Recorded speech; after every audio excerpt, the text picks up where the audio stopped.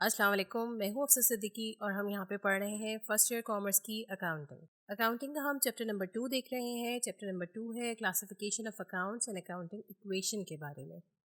अब तक हमने पिछले लेक्चर्स के अंदर इसकी तमाम थ्योरी को कवर किया और आज मैं आपकी बुक के अंदर मौजूद कुछ प्रॉब्लम्स को सॉल्व करूंगी, जिसमें हम बात करेंगे कैश और क्रेडिट ट्रांजैक्शंस। हमने पढ़ा था कि दो तरह की ट्रांजैक्शंस होती हैं, एक होती है कैश, दूसरी होती है क्रेडिट। कैश ट्रांजैक्शंस वो ट्रांजैक्शंस होती हैं जिसमें हम पेमेंट हाथ के हाथ या तो अदा कर देते हैं या फिर हमने अगर कुछ रिसीव करनी होती है पेमेंट तो वो हम कैश की फॉर्म में ले लेते हैं। लेकिन अगर किसी वजह से हमारी ट्रांजैक्शन के अंदर कैश इन्वॉल्व नहीं होता, यानी कि हमने कैश में पेमेंट नहीं की होती या हमने कैश में पेमेंट ली नहीं होती, तो वो चीज़ हमारी बन जाती है क्रेडिट ट्रांजैक्शंस। यहाँ मैंने आपकी बुक का लिया है problem number 1, state whether the following are cash और क्रेडिट ट्रांजैक्शंस। इसमें आपने बताना है कि कुछ गिवन डेटा है कि वो हमारी कैश ट्रांजैक्शंस हैं या फिर हमारी वो क्रेडिट ट्रांजैक्शन है।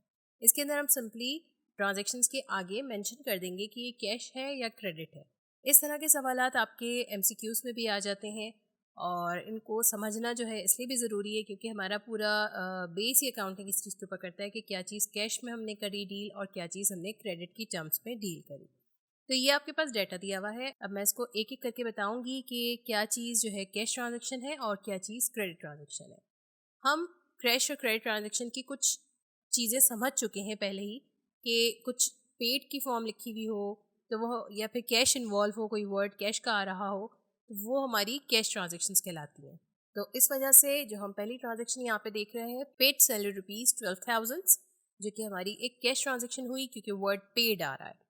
फिर सेकंड ट्रांजेक्शन है receive from Mr Y rupees 5,200।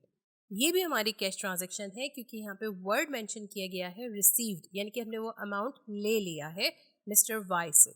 तो ये चीज़ हमने लिख दी कैश ट्रांजेक्शन, यानी कि पहले वाली कैश ट्रांजेक्शन तो जो थी वहाँ पे कैश गया था और सेकंड ट्रांजेक्शन के अंदर कैश हमारे पास रिसीव हुआ है, यानी कि कैश हमें मिल गया है। थर्ड ट्रांजेक्शन यहाँ पे लिखी है पेड रेंट रुपीज़ 4,500, यानी कि रेंट हमने अदा किया 4,500 का।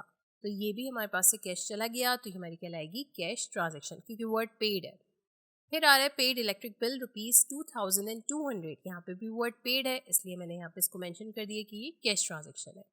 फिर है sold goods to Mr Y rupees 40,000। अब देखिए यहाँ पे कहीं पे भी मेंशन नहीं है कि हमने कैश पे दिया, ठीक है। हमने जो चीज़ें बेची वो कैश पे बेची, सिर्फ हमने मिस्टर वाई का नाम लिख दिया है और बताया है कि गुड्स को सोल्ड आउट किया। तो हमने ये एक चीज़ देखी थी कि जब किसी हमारे कस्टमर का नाम आ रहा होता है, यानी कि हमारे जो जिसको हम चीज़ें दे रहे होते हैं या फिर हमारे सप्लायर्स होते हैं जिनसे हम चीज़ें ले रहे होते हैं, उनका सिर्फ नाम आ रहा होता है, तो वो चीज़ हमारी क्रेडिट ट्रांजेक्शन होती है। तो यहाँ पे भी सोल्ड गुड्स किए हैं हमने मिस्टर वाई को 40,000 रुपये की, लेकिन कहीं पे भी पेड का वर्ड या रिसीव का वर्ड नहीं लिखा हुआ, तो ये हमारी बन गई क्रेडिट ट्रांजेक्शन। नेक्स्ट हमारे पास है paid rent by cheque for rupees 3,000। हमने रेंट पे कर दिया है चेक के थ्रू 3,000 रुपये का, तो यहाँ पे हमारे पास बैंक कम हो गया है, यानी कि कैश ट्रांजेक्शन है हमारी, तो हमने यहाँ पे इसको मेंशन कर दिया। डिविडेंड अक्रूड रुपीज़ 7,000 को डिविडेंड थे जो कि हमने लेने थे, लिए नहीं हैं अभी, तो ये हमारी क्रेडिट ट्रांजेक्शन हो गई। Purchase goods from Zahid brothers for rupees 10,000। हमने गुड्स खरीदी हैं जाहिद ब्रदर्स से, हमने पेमेंट नहीं की है, हमने सिर्फ परचेजिंग का लिखा हुआ है, पेड का वर्ड नहीं है यहाँ पे। जाहिद ब्रदर्स से हमने खरीदी 10,000 रुपये की, तो ये हमारी बन गई क्रेडिट ट्रांजेक्शन। फिर हमने ऑफिस चेयर खरीदी थी अकरम एंड आलम से 2,500 रुपये की, यहाँ पे भी कोई पेड का वर्ड नहीं है, तो ये हमारी क्रेडिट ट्रांजेक्शन कहलाई। फिर हमने परचेज करी थी गुड्स 28,000 की उस्मा एंड सन से इन कैश। यहाँ पे मेंशन है कि कैश के ऊपर ये ट्रांजेक्शन हुई है, इस वजह से मैंने इसको कहा कि मेरी कैश ट्रांजेक्शन कहलाई। फिर इसके बाद पेड सैलरी रुपीज़ 18,000, पेड का वर्ड आ रहा है, तो हमारी बन गई कैश ट्रांजेक्शन। फिर इसके बाद है purchase of furniture for rupees 30,000 from furniture house in cash. Cash के ऊपर हो रही है पेमेंट, तो ये हमारी कैश ट्रांजेक्शन कहलाएगी। फिर purchase books from Wahid and corporation for rupees 1,500। हमने कुछ बुक्स परचेज करी वाहिद एंड कॉर्पोरेशन से 1,500 रुपये की, क्रेडिट ट्रांजेक्शन है, कहीं पे भी वर्ड पेड नहीं आ रहा। Sold goods to Roma for rupees 5,000। हमने गुड्स पे बेची हैं रोमा को 5,000 रुपये की, कहीं पे भी हमने रिसीव का वर्ड मेंशन नहीं देखा है यहाँ पे, तो ये चीज़ हमारी बन गई क्रेडिट ट्रांजेक्शन। इसके बाद लास्ट में दिया हुआ है receive from Kamran a loan of rupees 20,000। हमने कामरान से रिसीव किया एक लोन 20,000 रुपये का। यहाँ पे वर्ड रिसीव जो है ये हमें बता रहा है कि हमने कैश रिसीव किया है, ठीक है। तो ये हमारी कहलाएगी कैश ट्रांजैक्शन, क्योंकि इसके अंदर कैश की लेन देन हो रही है। तो ये तमाम हमारे पास एक तरह से हम पहचान सकें कि क्या चीज़ कैश ट्रांजैक्शन होती है, क्या चीज़ क्रेडिट ट्रांजैक्शन होती है, वो सवाल आपको यहाँ पे दिया गया था। और ये अमूमन हमारे पास एमसीक्यूज़ में पूछे जाते हैं सवालात इस तरह के। और इसको समझना इसलिए ज़रूरी है क्योंकि हमने तमाम काम ही कैश ट्रांजैक्शन, क्रेडिट ट्रांजैक्शन को देखते हुए करना है। आगे हमारे पास जो स्पेशल जर्नल्स हैं या कैश बुक है, उसके अंदर ये चीज़ बहुत ज़्यादा इम्पॉर्टेंट होती है। इसके बाद हम यहाँ पे एक और टॉपिक देखेंगे, क्लासिफिकेशन ऑफ अकाउंट, जिसके अंदर हम बात करेंगे कि कौन से अकाउंट के अंदर हमारी क्या चीज़ किस हेड के अंदर जाती है। ठीक है, जब अकाउंटिंग के अंदर हम रिकॉर्ड कर रहे होते हैं चीज़ें, तो वहाँ हमें अलग अलग तरीक़ों से सब चीज़ों को रखना पड़ता है, क्लासीफाई करना पड़ता है। वो किस तरह से किया जाता है, उसके लिए मैंने आपका बुक का लिया है question number 5, classify the following accounts into assets, liabilities, capital, revenue and expense. यहाँ पे आपको सवाल के अंदर ये तमाम हेड्स दे दिए गए हैं कि असेट्स का आपने अकाउंट बनाना है, एक कॉलम बनाना है, लायबिलिटीज़ हैं, कैपिटल है, रेवेन्यू है और एक्सपेंस है। ये हमारे पास 5 हेड्स दिए हुए हैं, जिसके अंदर हमने कुछ जो हमें डेटा गिवन होगा उसको हमने रखना है कि क्या चीज़ असेट है, क्या चीज़ लायबिलिटी है और क्या चीज़ हमारा कैपिटल है, और इस तरह से रेवेन्यू और एक्सपेंस। अब यहाँ पे आपकी बुक में से ही मैंने डेटा उठाया है, जिसके अंदर plant machinery, bank loan, sales, rent, discount receive, carriage inward है, कैरेज आउटवर्ड है, परचेजेस हैं, इंटरेस्ट पेड और बैंक लोन है, कैपिटल है, ड्राइंग्स हैं, वेजेस हैं, कैश इन हैंड है, गुडविल है, फिर पेटेंट्स हैं, ये है। फिर इसके बाद मज़ीद आपके पास और भी कुछ अकाउंट्स दिए हुए हैं जिनको हमने ट्रांसफ़र करना है इन्हीं 5 हेड्स के अंदर, जिसमें व्हीकल्स है, परचेज रिटर्न्स हैं, फर्नीचर एंड फिक्सचर है, फ्री होल्ड प्रीमिसेस हैं, फिर लीज होल्ड प्रीमिसेस हैं, इन्वेस्टमेंट है, गवर्नमेंट सिक्योरिटी है, स्टॉक ऑफ गुड्स है, आउटस्टैंडिंग एक्सपेंसेस हैं, प्रीपेड एक्सपेंसेस हैं, एडवांस इनकम्स है, अक्रूड इनकम्स हैं, बिल्स पेबल, बिल्स रिसीवेबल और कमीशन पेड है। ये तमाम हमारे 30 अकाउंट्स हैं जिनको हमने अलग अलग क्लासीफाई करना है, अलग अलग अकाउंट्स के हेड्स में डालना है।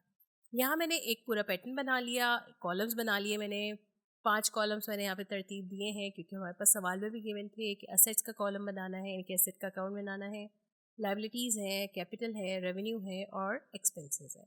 ये तमाम तर चीज़ें मैंने यहाँ पे अपने एक कॉलम के फॉर्मेट में लिखी।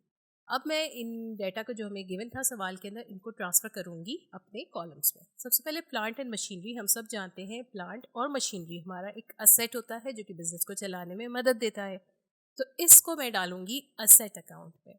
सेकेंड हमारे पास है बैंक लोन। बैंक लोन को भी हम जानते हैं कि लोन है तो हमारी एक लाइबिलिटी है जिसको हमने पे करना है, तो ये हमारा सिंपली चला जाएगा लाइबिलिटी अकाउंट में। फिर सेल्स है, सेल्स हमारा क्योंकि रेवेन्यू जनरेट करता है, हमारी आमदनी होती है, तो इसको हम डालते हैं रेवेन्यू अकाउंट में। रेंट है, रेंट हमारा एक तरह से खर्चा होता है कि हमने माहाना अपनी ऑफिस का रेंट देना है, किसी शॉप का रेंट देना है, तो इसको हम रखते हैं एक्सपेंस अकाउंट में। फिर हमने डिस्काउंट रिसीव किया, यानी मैंने कोई चीज़ ख़रीदी थी जिसके ऊपर मुझे डिस्काउंट मिला, यानी कि 500 की चीज़ ख़रीदी थी, 450 का मिला मुझे, तो वो मैं 50 रुपये जो मुझे एक्स्ट्रा नहीं पे करने पड़े, वो रेवेन्यू अकाउंट में जाता है हमारा डिस्काउंट रिसीव। फिर कैरेज इनवर्ड है, यानी कि कोई चीज़ मैं लेके आ रही थी अपनी फैक्ट्री में, कंपनी में, कहीं पे भी, तो उसके ऊपर मुझे खर्चा करना पड़ा, जो एक्सपेंस अकाउंट होगा। सेम इसी तरीके से कैरेज आउटवर्ड होता है, इसके अंदर भी हम कोई चीज़ बाहर भेज रहे होते हैं जिसके ऊपर हमें कुछ चार्जेस पे करने पड़ते हैं ट्रांसपोर्टेशन वगैरह के, वो कहलाता है एक्सपेंस अकाउंट। परचेजेस हमने करी, इसको भी हम एक्सपेंस अकाउंट में रखते हैं। फिर इसके बाद हम interest paid on bank loan होता है, यानी कि हमने इंटरेस्ट पे किया बैंक लोन के ऊपर, अलग से खर्चा किया है, इसको हम एक्सपेंस अकाउंट में रखेंगे। कैपिटल है, कैपिटल के नाम से आपको पता चल रहा है, इसको हम कैपिटल अकाउंट के अंदर रखते हैं। इसके बाद फिर ड्राइंग्स होती हैं, ड्राइंग्स हमारी जाती हैं कैपिटल अकाउंट में क्योंकि ये डायरेक्टली इफेक्ट करती हैं हमारे कैपिटल को। वेजेस हैं, वेजेस हमें अदा करनी पड़ती हैं, तो ये हमारा एक्सपेंस होता है, वेजेस एक्सपेंस के नाम से आता है ये सवालात में। इसके बाद कैश इन हैंड है, कैश क्योंकि हमारा असेट है, तो इसको हम रखेंगे अपने असेट अकाउंट के अंदर। गुडविल यानी कि हमारी कंपनी का, हमारा किसी का नाम, अच्छा नाम, तो इसको हम ट्रीट करते हैं एज अ एसेट अकाउंट। इसके बाद फिर पेटेंट्स होते हैं, पेटेंट्स भी हमारे असेट होते हैं। फिर व्हीकल्स हैं, हमारे पास कुछ ट्रांसपोर्टेशन के लिए कुछ चीज़ें हैं, तो वो चीज़ हमारी जाएगी व्हीकल्स के अंदर, उसको हम कहते हैं असेट्स में। और इसके बाद फिर परचेज रिटर्न होती है, यानी कि मैंने कोई चीज़ ख़रीदी लेकिन उसमें से कुछ पीसेस मैंने वापस कर दिए, तो वो चीज़ मेरी कहलाएगी परचेज रिटर्न, तो ये हमारा जाएगा एक्सपेंस अकाउंट के अंदर। फिर फर्नीचर और फिक्सचर होते हैं, ये भी हमारे असेट्स होते हैं, इसको भी हम असेट अकाउंट के अंदर रखेंगे।